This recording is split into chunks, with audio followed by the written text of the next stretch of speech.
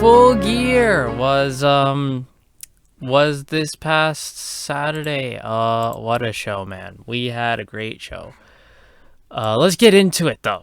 Let's get into it. My microphone is like, oh my god, my microphone. I don't know how this is working. My stand is like, there we go. I think I got it. I'm sorry if this sounds weird to you. My stand is like kind of on a side, so I don't know how this is gonna sound. I'll fiddle with it after. But if it sounds on one-sided, it's because I don't know why my stand is like this. But anyway, kick it off the show. Jungle Boy fought Luchasaurus in a steel cage match. Christian was ejected from ringside because he stole the refs. He stole the keys from the ref. So they ejected him and be like, nah, get out of here. You're not going to do anything. And because of that, they got Jungle Boy and Luchasaurus got to fight on the outside for a bit. They got a chairs. They got some chairs. They got a table for later on in the match. Both Jungle Boy got color because of course he did. We weren't even 5 minutes in, and then he's already bleeding. I'm like, oh, not an AEW pay-per-view without someone bleeding to death. Jungle Boy got nailed with like a choke slam onto the chair, and the chair just died. It just folded completely. He then he leaped off the chair to hit a Code Red, basically a Canadian Destroyer. It was more Canadian Destroyer than Code Red, and that was awesome. Loved that. And then the big moment was he jumped off the cage onto Luchasaurus, who was on a table. Then he locked in the snare trap, and he got the win with a submission. This was a real good opener. Gets the crowd hot. I thought this was fine. Real good opener. And then we move on to the next match, which was match of the night, bar none, and struggled to really top this. Death Triangle defended the Trios Championships against the Elite. They came back with Carry On My Wayward Son. The supernatural fan in me was activated. Real good. It was real. I was so happy to see them again. It was so great to see them. Not even a minute into the match, and the crowd is chanting FCM Punk, which made me very happy. Because I agree. I agree very much with that sentiment. We then oh man, what happened? This match was just we were rocking and rolling, boys. Man, I'm trying to remember all the spots. Nick Jackson did like a Hurricane Rana off the top rope to Penta, and then Penta went flying into everyone else. We got a triple super kick to Penta. Pac nailed Kenny with the Black Arrow and then the Brutalizer, but Kenny got out of it. We should also say Don Callis was there, along with Brandon Cutler and Michael Nakazawa, so I expect a BTE today, or at least tomorrow. It was nice to hear Don Callis again, too, man. And then the big thing in the match was Pac. He was trying to use that damn, hammer. He tossed it to Rey Fenix at one time, and Fenix threw it back at him. Pac was then ready to use it another time, but he got hit with a super kick by Mac Jackson. And then in the end, when Kenny Omega nails Rey Fenix with a V-trigger, Pac quickly gives Fenix the hammer. Kenny has Fenix up with a One-Wing Angel, and Fenix nails Kenny with the hammer, and he pins him. Death Triangle retain. I am disappointed the Elite didn't win, but I'm fine with it because it tells a good story, at least. So I'm like, okay, that is completely fine with that. A-okay. And then they announced later on that they're going to do a best of 7 with the Elite and Death Triangle for the Trios belt, and this was match 1. So Death Triangle now 1-0 against the Elite. The next match is on Dynamite. I will take all 7 matches of these guys, but I don't know if I want it to go all 7. Maybe don't go all 7. Then we had Jade Cargill defend the TBS Championship against Nyla Rose. This was the cool down match. I didn't really pay attention to this match because I didn't really care. But in the end, Jade Cargill wins. So I think this is the match most people really didn't care about anyway. Then we had Chris Jericho defend the Ring of Honor Championship against Bryan Danielson, Claudio Castagnoli, and Sammy Guevara. This match ruled.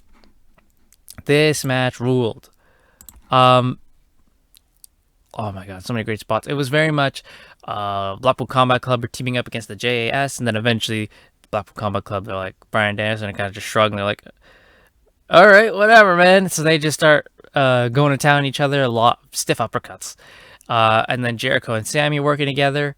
There's a spot where Jericho pins, I think, Danielson. He tells Sammy, you stay over there.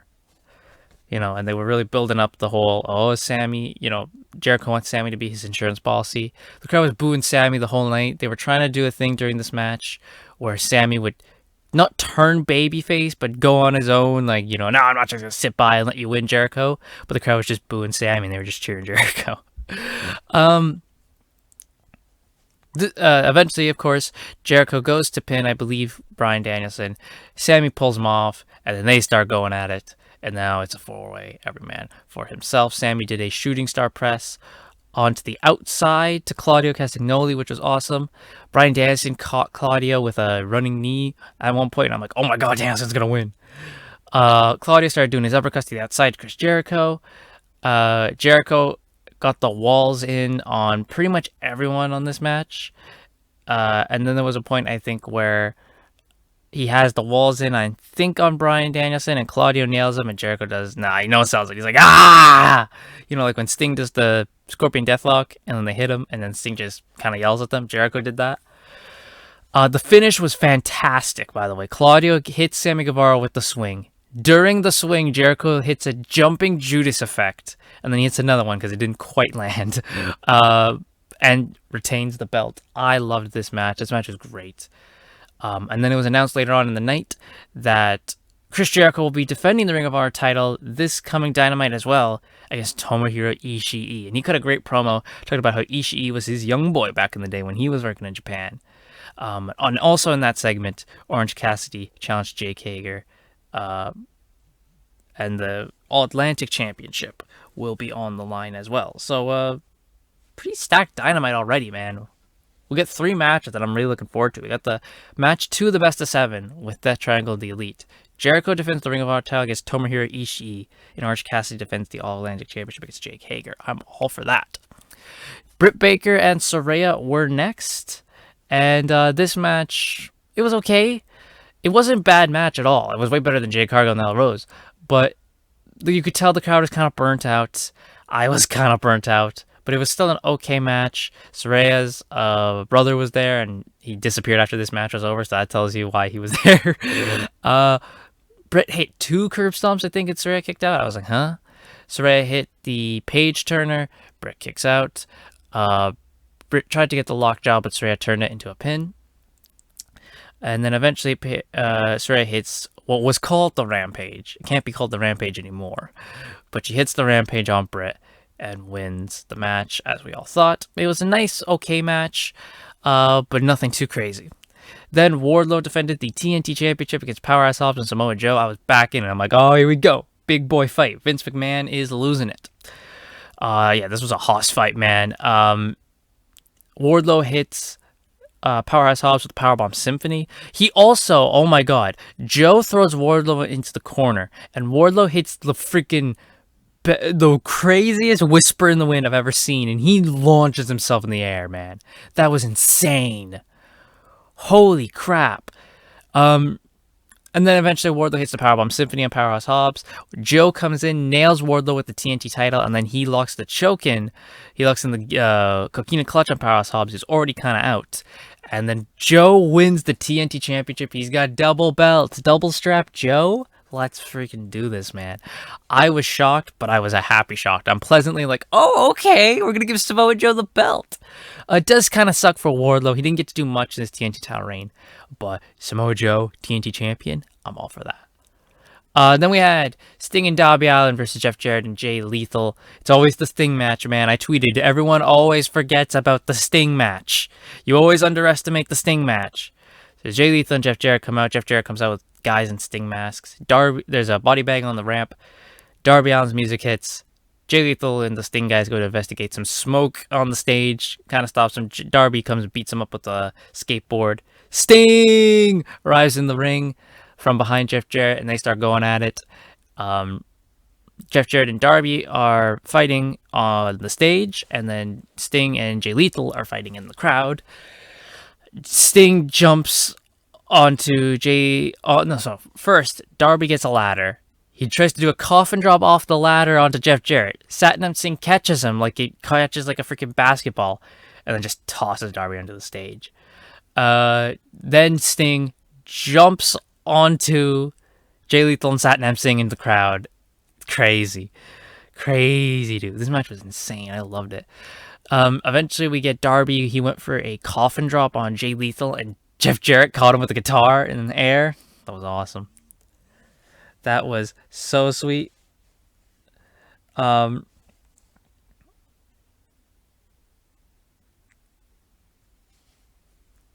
We then had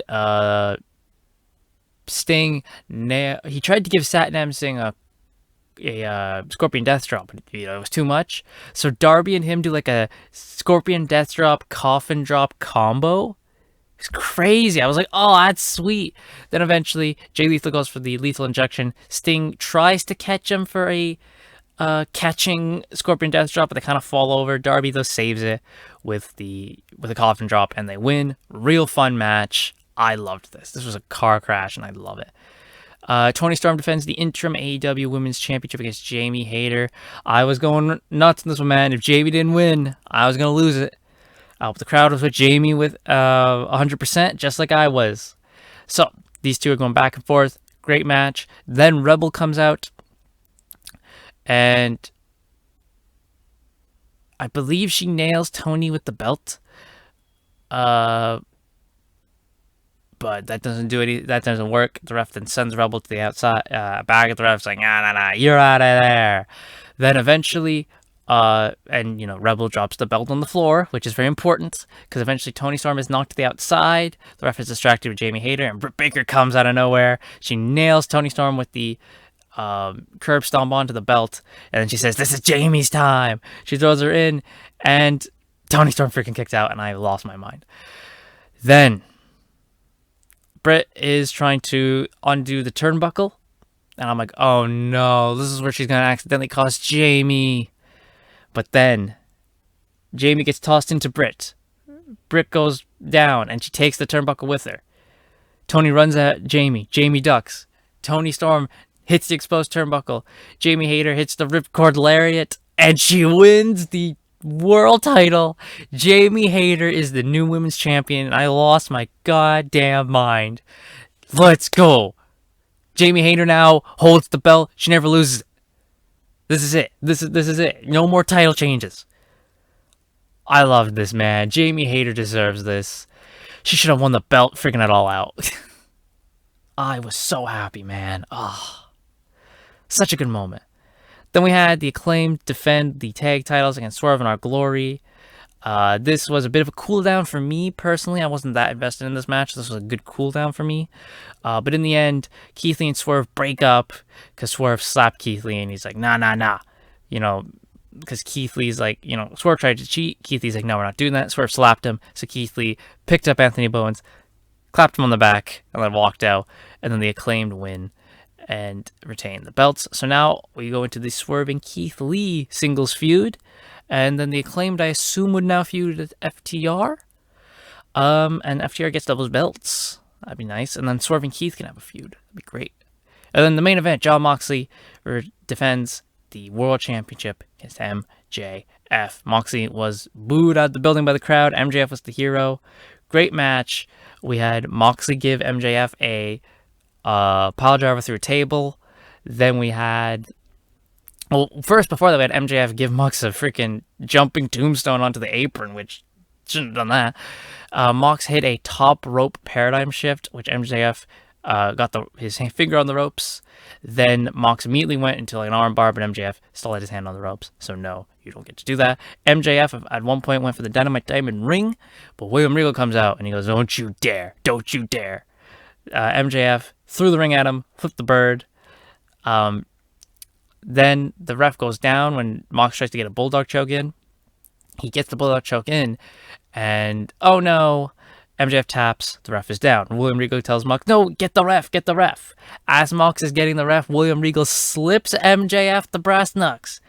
MJF with the power of the punch, and then he pins him 1, 2, 3. MJF world champion, as we expected. That was great. I loved it. We went off the air. What a fantastic pay-per-view. I enjoyed myself this whole night, as I do with pretty much every AEW pay-per-view. That's why I love them so much, because I can just enjoy myself during them.